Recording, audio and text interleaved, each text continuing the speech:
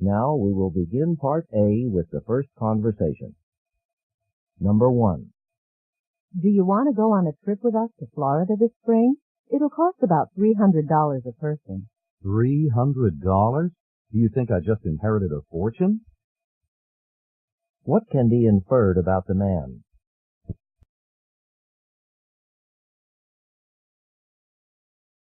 Number 2. My watch stopped again, and I just got a new battery. Why don't you take it to Smith Jewelry? They can check it for you, and they're pretty reasonable. What does the man mean?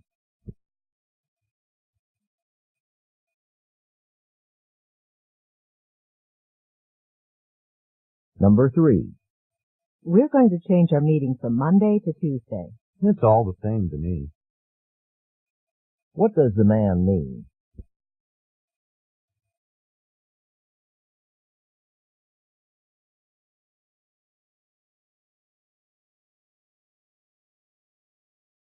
Number 4.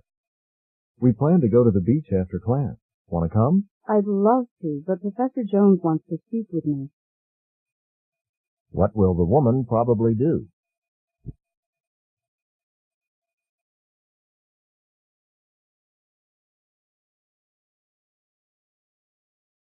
Number 5. Janet sounded worried about her grades. But she's getting A's and B's, isn't she? What does the man imply about Janet?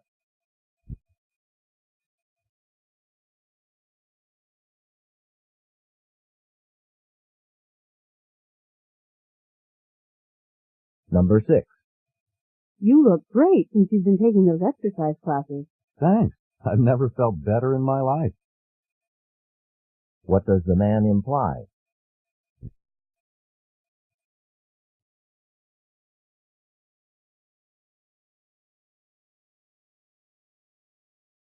Number 7. I had a hard time getting through this novel. I know how you feel. Who can remember the names of 35 different characters? What does the woman imply?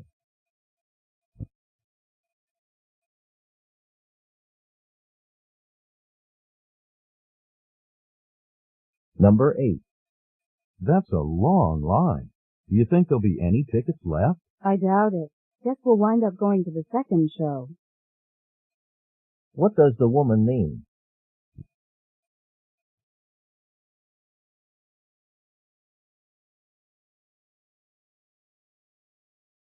Number 9. This course is much too hard for me. Sorry you decided to take it, huh? What does the man ask the woman?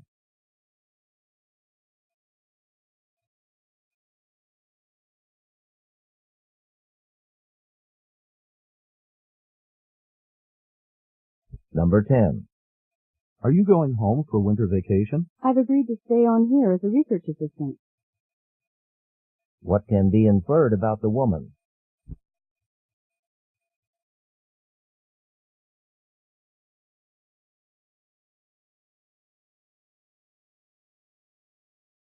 Number 11. Hello? Hello, this is Dr. Gray's office. We're calling to remind you of your 4:15 appointment for your annual checkup tomorrow. Oh, thanks. It's a good thing you called. I thought it was 4:15 today. What does the man mean?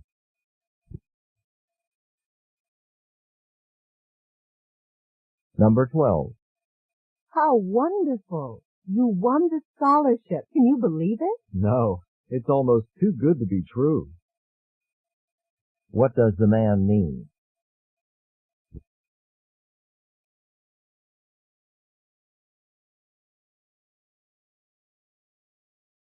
Number 13. Excuse me, Professor Davidson, but I was hoping to talk to you about my class project for economics. I have a class in a few minutes. Why don't you come and see me during office hours tomorrow? When will the woman discuss her project with Professor Davidson? Number 14. How are you feeling? The stuff the nurse gave me seems to have helped, but it's making me awfully drowsy. What does the woman mean?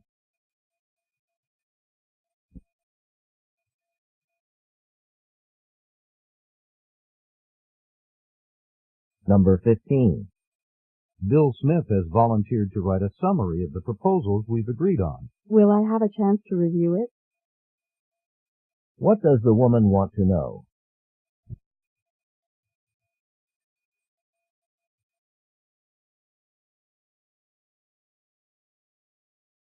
Number 16. Why don't you wear that yellow shirt that your sister gave you for your birthday? I love that shirt, but it's missing 2 buttons. What does the man mean?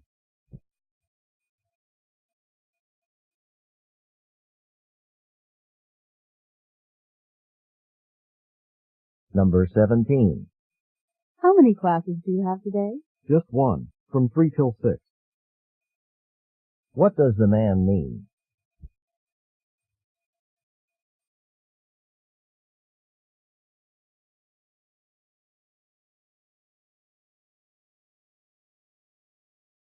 Number 18. Our football team didn't play very well. That's true, but at least we won the game. What does the man mean?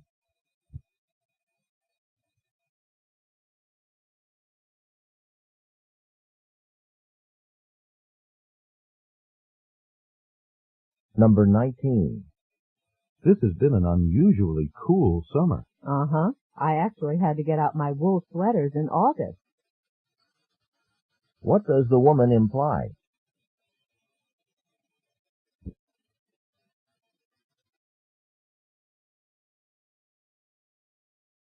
Number 20. I got some bad news today. The store where I work is laying off staff. Are they going to let you go? What does the woman want to know?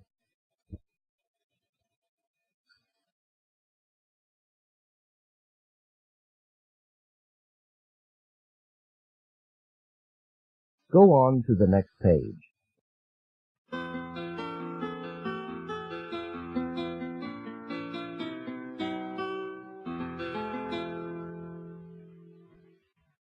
Number 21.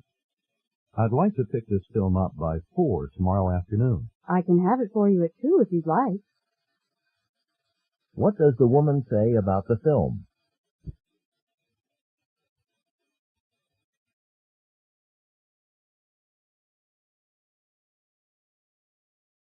Number 22. I talked to Philip today, and he said he'd be coming to the party. Oh, so he can come after all. What can be inferred about Philip?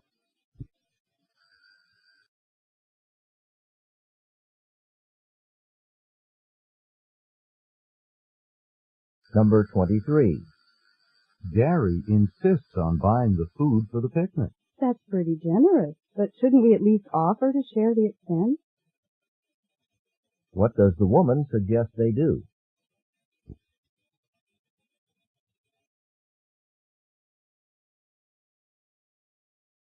Number 24.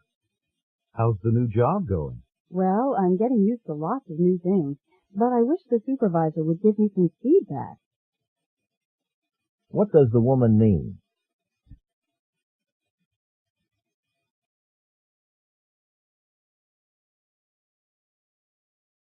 Number 25. Did Linda ever finish that introductory chapter?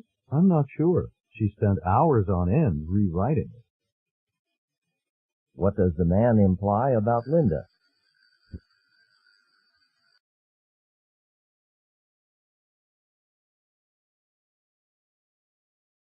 Number 26. You know, the noise in my dorm has really gotten out of control. My roommate and I can rarely get to sleep before midnight. Why don't you take the problem up with the dorm supervisor? What does the man suggest the woman do?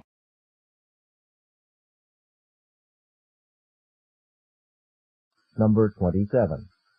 Have you heard anything about the new professor? Just that she's no pushover. What does the man say about the professor?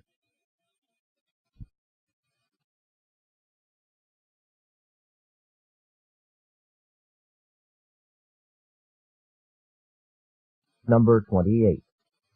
I need to get a copy of my birth certificate. Sorry, but we can only accept requests by mail now. What does the woman mean?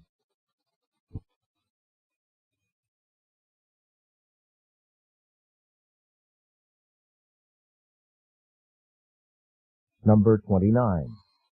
When's the earliest flight from Washington to New York? There's a shuttle at 6, and if that's full, there's another at 7.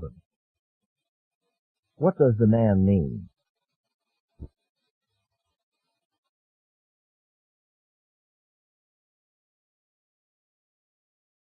Number 30. How'd you like to help me plan the refreshments for the astronomy club meeting tomorrow night? Sure. Let's be careful not to overdo it, though. Last time we had enough for 3 clubs put together. What does the woman mean?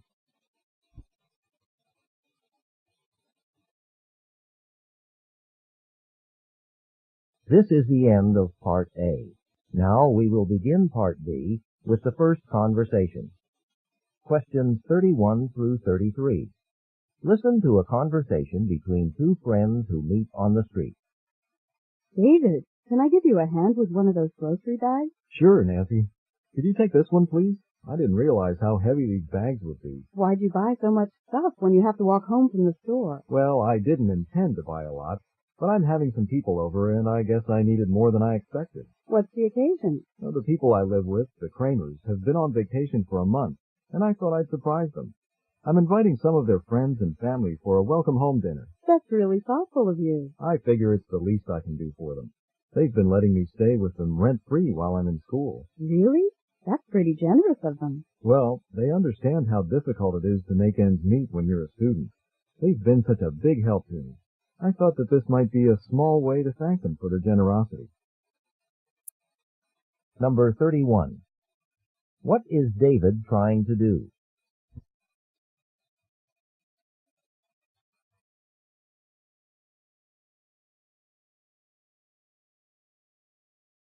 Number 32. Why did David think he wouldn't have a problem?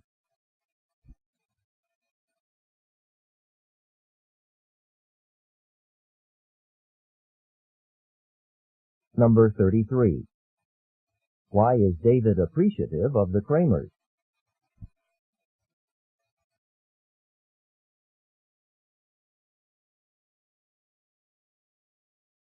Questions 34 through 37. Listen to a conversation between two friends. Hey, how was your trip? Wonderful. I spent most of my time at the art museum. I especially liked the new wing.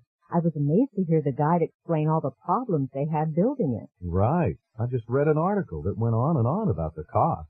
$90 million total, I think. Yeah, the guide mentioned that. You could see they spared no expense. It looked really unusual, at least from what I saw in the picture. It is. The basic design is 2 triangles. In fact, there are triangles all over. The paving stones in the courtyard, the skylights, and even a lot of the sculptures. One sculpture is a mobile. It's in the courtyard, and it's made of pieces of aluminum that move slowly in the air. It's really impressive. That was in the article, too. It said the original was steel, and it weighed so much that it wasn't safe to hang. Right. They did it over in aluminum so it wouldn't come crashing down on someone's head. You know, the article went into that in detail. There was even an interview with the sculptor. I'd like to read that. Would you mind if I borrow the magazine sometime? No, I wouldn't mind, if I haven't thrown it out yet.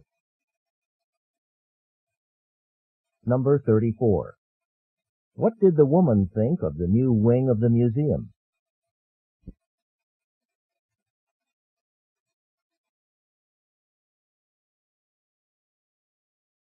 Number 35. How had the man learned about the museum?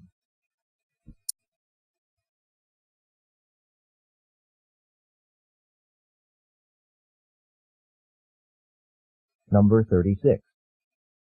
According to the woman, what do the paving stones, skylights, and mobile have in common?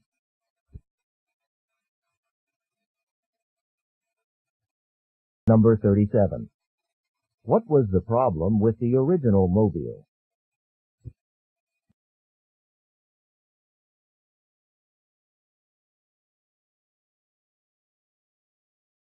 This is the end of Part B. Now we will begin Part C with the first talk. Questions 38 through 41. Listen to an announcement in a university class. In the few minutes that remain of today's class, I'd like to discuss next week's schedule with you. Because I'm presenting a paper at a conference in Detroit on Thursday, I won't be here for either Wednesday's or Friday's class. I will, however, be here for Monday. Next Friday, a week from today, is the midterm exam, marking the halfway point in the semester. Professor Andrews has agreed to administer the exam. In place of the usual Wednesday class, I've arranged an optional review session. Since it is optional, attendance will not be taken. However, attending the class would be a good idea for those worried about the midterm. So remember, optional class next Wednesday, midterm Friday. Number 38. What is the purpose of the talk?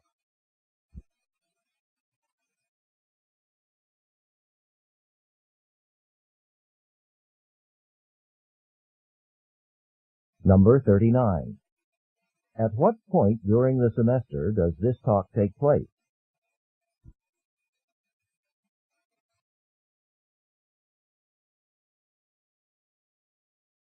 Number 40. What did Professor Andrews agree to do?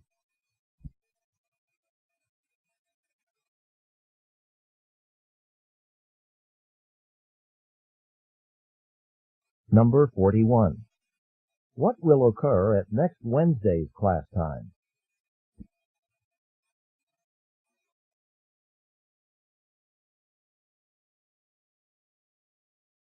Questions 42 through 46.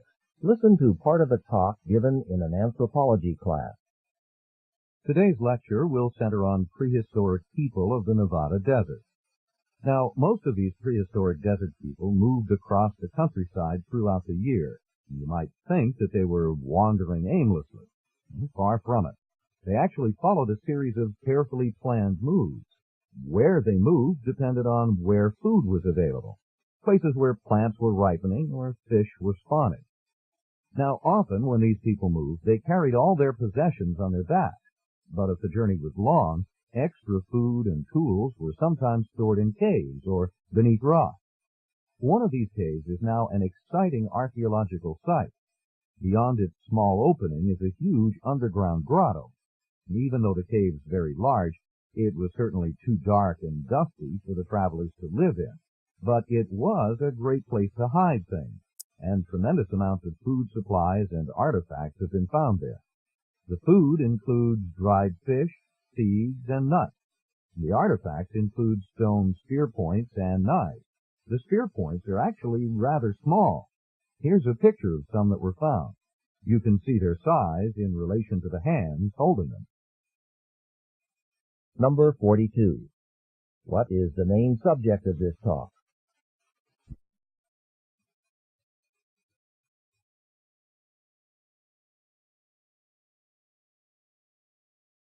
Number 43.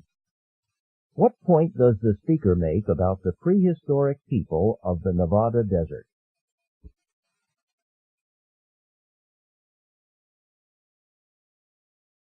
Number 44.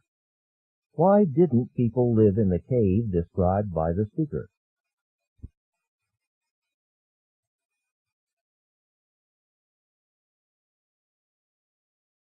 Number 45. What have archaeologists found in the cave?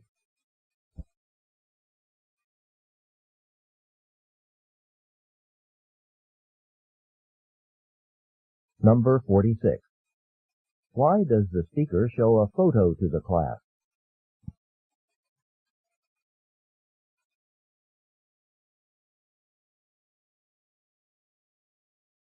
Questions 47 through 50. Listen to part of a lecture given in a marine biology class. To us, the environment in which fish dwell often seems cold, dark, and mysterious. But there are advantages to living in water, and they've played an important role in making fish what they are. One is that water isn't subject to sudden temperature changes. Therefore, it makes an excellent habitat for a cold-blooded animal. Another advantage is the water's ability to easily support body weight. Protoplasm has approximately the same density as water, so a fish in water is almost weightless. This weightlessness in turn means two things. One, A fish can get along with a light weight and simple bone structure. And 2, limitations to a fish's size are practically removed. Yet there is one basic difficulty to living in water, the fact that it's incompressible. For a fish to move through water, it must actually shove it aside. Most can do this by wiggling back and forth in snake-like motion. The fish pushes water aside by the forward motion of its head and with the curve of its body and its flexible tail. Next, the water flows back along the fish's narrowing sides, closing in at the tail and helping the fish propel itself forward. The fact that water is incompressible has literally shaped the development of fish. A flat and angular shape can be moved through water only with difficulty, and for this reason, fish have a basic shape that is beautifully adapted to deal with this peculiarity. Number 47. What is the talk mainly about?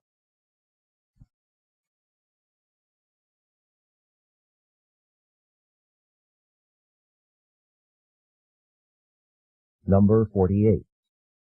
What does the speaker mention as a problem that water presents to fish?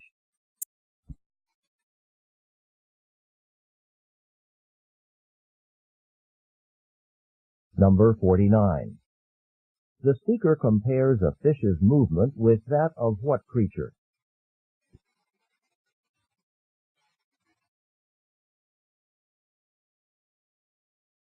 Number 50. What aspect of a fish does the speaker discuss in the most detail?